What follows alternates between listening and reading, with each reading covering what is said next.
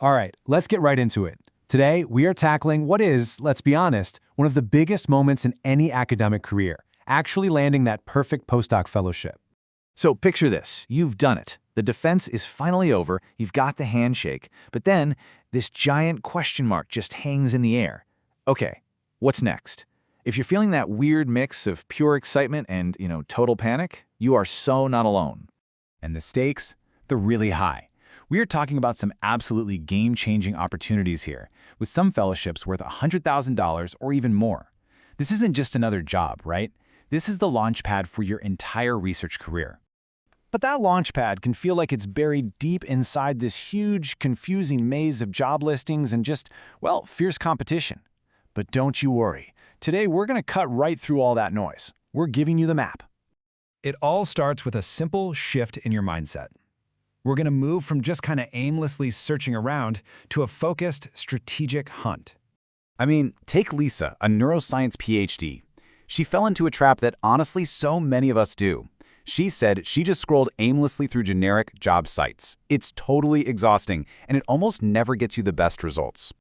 So, how do we fix that? Well, the whole strategy really boils down to two key things: targeting your search with absolute precision and using your network like it's your own secret weapon. Okay, so targeting.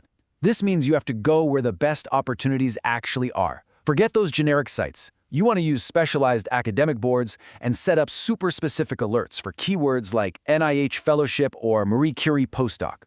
This is exactly what Lisa did, and it led her to this hidden gem at a top-tier institute she wasn't even thinking about. And now, for that secret weapon, your network. Check out Tom, a physics hopeful. He just started cold emailing professors. And the result? A single coffee chat turned into a powerful internal recommendation.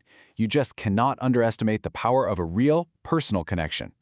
Okay, you've found the perfect opportunity. Now for the crucial part.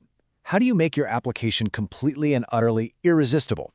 An application they just can't say no to has three main ingredients: a CV that just screams impact, a cover letter that tells a really compelling story, and of course, referees who are ready to sing your praises.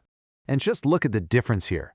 When you're writing your CV, don't just list your duties. You have to quantify your achievements.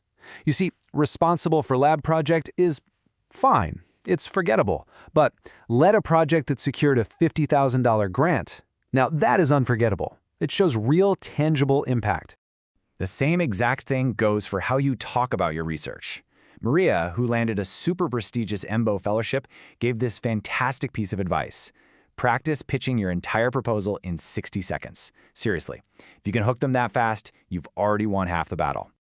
All right, now let's talk about the part of this whole process that nobody really loves, but pretty much everyone goes through: navigating the world after you click that submit button. Remember Tom, our physics hopeful? Well, this represents how many rejections he got before he had his breakthrough. 20. Yeah, it's a pretty stark reminder that this whole thing is a marathon, not a sprint. And this right here, this is probably the most important mindset shift you can possibly make. Rejections are not some final verdict on your worth or your potential. They are not failure. They are simply feedback, data that you can actually use to get better.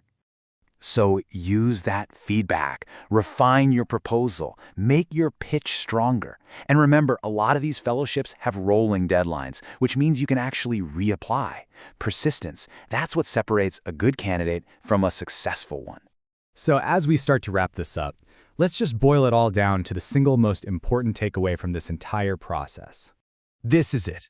Landing that dream fellowship has very little to do with getting lucky. It has everything to do with having a smart, targeted strategy. From the second you start your search to how you handle those rejections that will inevitably come your way. So, I'll leave you with this question to get you started. Looking at your own fellowship hunt. Right now, what is the very first strategic move you're going to make? Your future career literally starts with that answer. Now go get it.